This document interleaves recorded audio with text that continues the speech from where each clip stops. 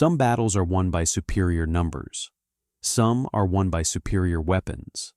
and some are won by one man who simply refuses to accept that the situation in front of him is as bad as everyone else thinks it is. At Arnhem in September 1944, Wilhelm Bittrich looked at the largest airborne operation in history, 80,000 Allied troops dropping from the sky onto his positions, and he did not panic, he did not retreat, he did not call for reinforcements he knew were not coming. He simply looked at his maps, made his decisions, and destroyed the operation so completely that the British commander who planned it later said that the only German general he truly respected was the man who had beaten him. His name was Wilhelm Bittrich, and almost nobody today knows who he was. Wilhelm Bittrich was born on February 26, 1894 in Wernigerode, a small town in the Harz Mountains of central Germany, into a middle-class family that gave him a solid education and a sense of discipline that would define everything he did for the rest of his life. He was 20 years old when the First World War began in 1914, exactly the right age to be thrown into the meat grinder of the Western Front, and he served as a fighter pilot in the German Air Force, which in 1914 was a brand new and deeply experimental branch of the military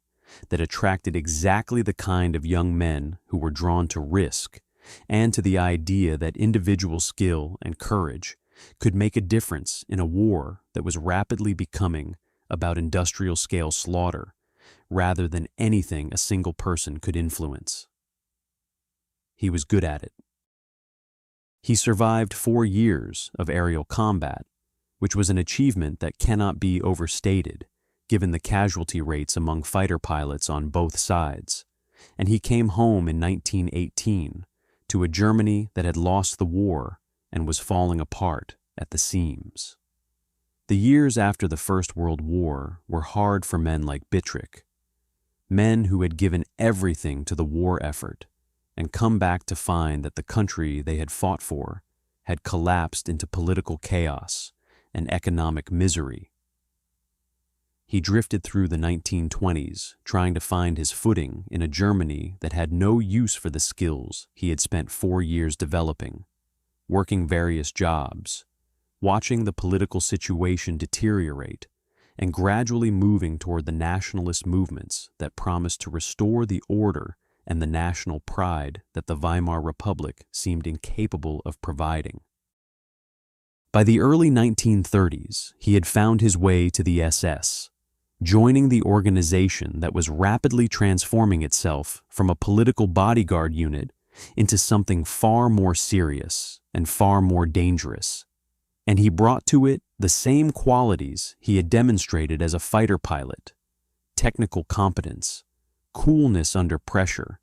and an absolute refusal to be overwhelmed by situations that would have broken less disciplined men.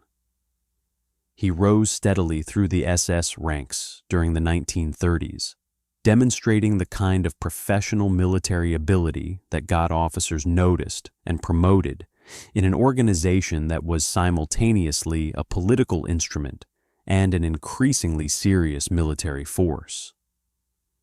He was not a man who sought the spotlight or cultivated the kind of personal mythology that some SS officers built around themselves. He was a soldier's soldier,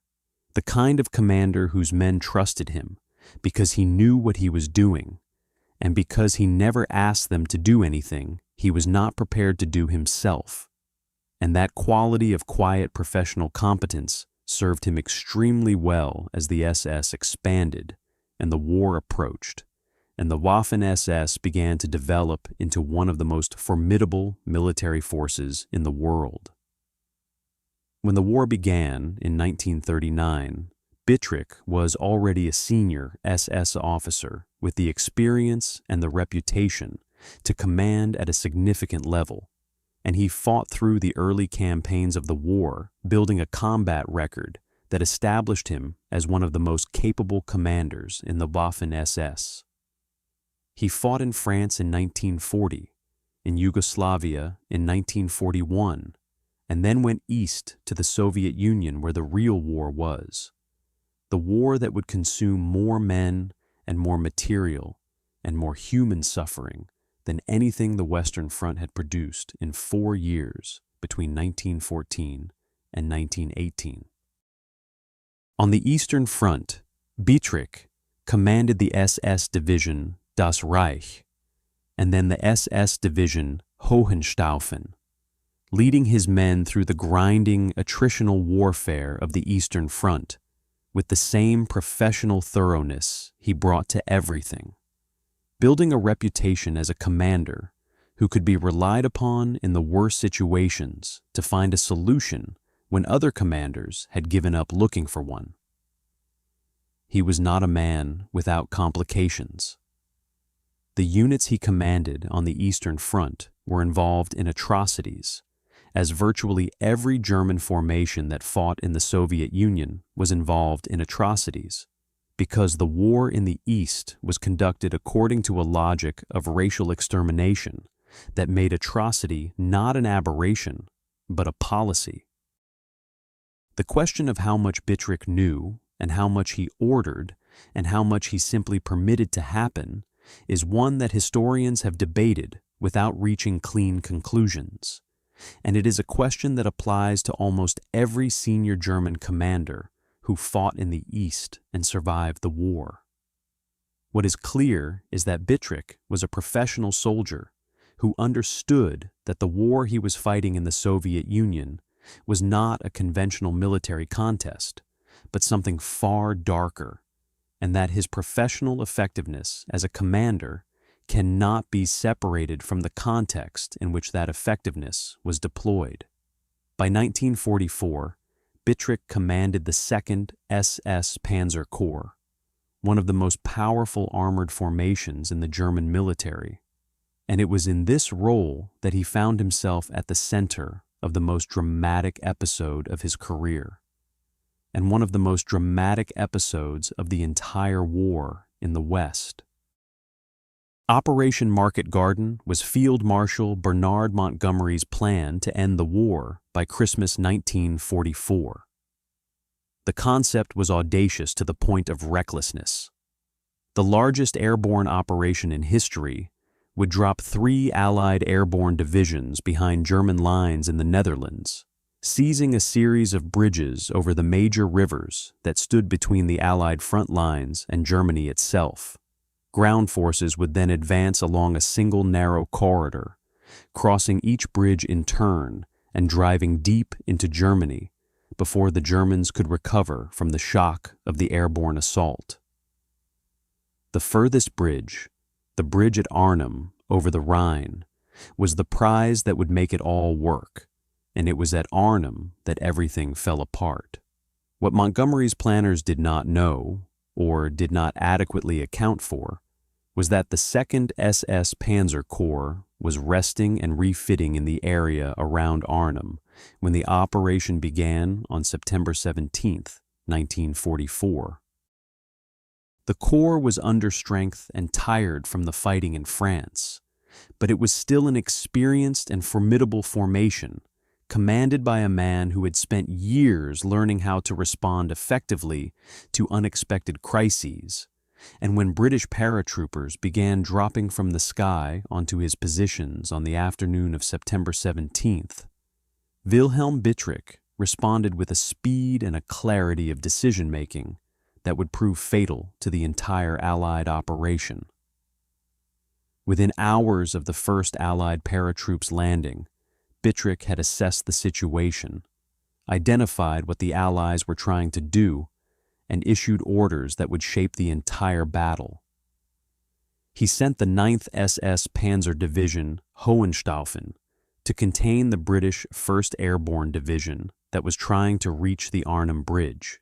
and he sent the 10th SS Panzer Division Frundsberg south to seize the bridge at Nijmegen before the American 82nd Airborne Division could capture it and use it to push ground forces north toward Arnhem. The speed of his response was critical.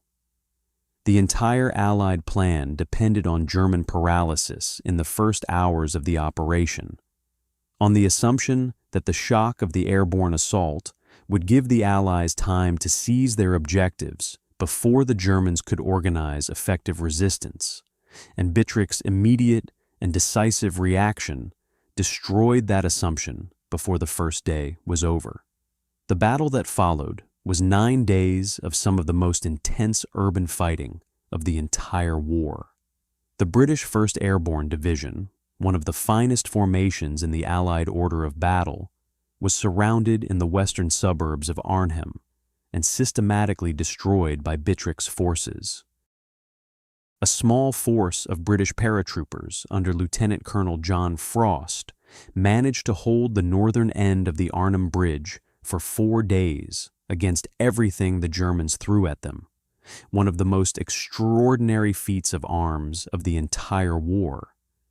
But they could not hold forever, and they were eventually overwhelmed. The ground forces trying to push up the corridor from the south never reached Arnhem.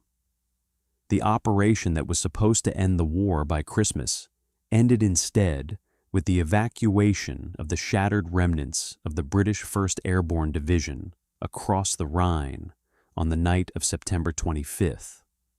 Less than a quarter of the men who had gone in coming out the other side. What made Bittrich's achievement at Arnhem remarkable was not just that he won, but how he won. He was operating with understrength and exhausted forces against a much larger Allied operation that had the element of surprise. He made his critical decisions in the first hours of the battle when the situation was most confused and the pressure to act was greatest, and those decisions proved to be exactly right. He identified the key points of the Allied plan faster than the Allies themselves had anticipated he would, and he acted on that identification with a speed and a decisiveness that gave his forces an initiative they never lost. It was as pure an example of superior generalship, overcoming material disadvantage as the war in the West produced. There is a story, perhaps apocryphal but widely repeated, that after the battle Bittrich refused to allow his men to mistreat the British prisoners they had captured, insisting that the paratroopers who had fought at Arnhem be treated with the respect their courage deserved. Whether the story is precisely true in its details or not, it reflects something that multiple sources confirm about how the battle was conducted on the German side, which is that Bittrich appears to have run a relatively clean operation by the standards of SS formations in 1944, and that the treatment of Allied prisoners at Arnhem was notably different from what happened in other battles where SS units were involved. The British general who commanded the 1st Airborne Division, Roy Urquhart, later wrote that Bittrich had behaved with honor toward his defeated opponents, which was not a compliment that British commanders handed out easily to SS generals in 1944. After Arnhem, Bittrich continued to command the 2nd SS Panzer Corps through the final campaigns of the war, fighting in the Ardennes offensive in December 1944, and then in the desperate defensive battles of early 1945 as the Allied and Soviet forces closed in on Germany from both sides. He surrendered to American forces in May 1945 and was held as a prisoner of war while the Allied authorities tried to determine whether he should face war crimes, charges for actions that had taken place under his command during the war. He was held until 1953, when he was finally released without ever being brought to trial, the evidence against him having proved insufficient to sustain a prosecution. He lived quietly in West Germany after his release,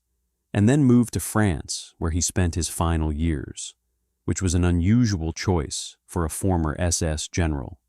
and one that said something perhaps about the complicated relationship between the man and the country he had served.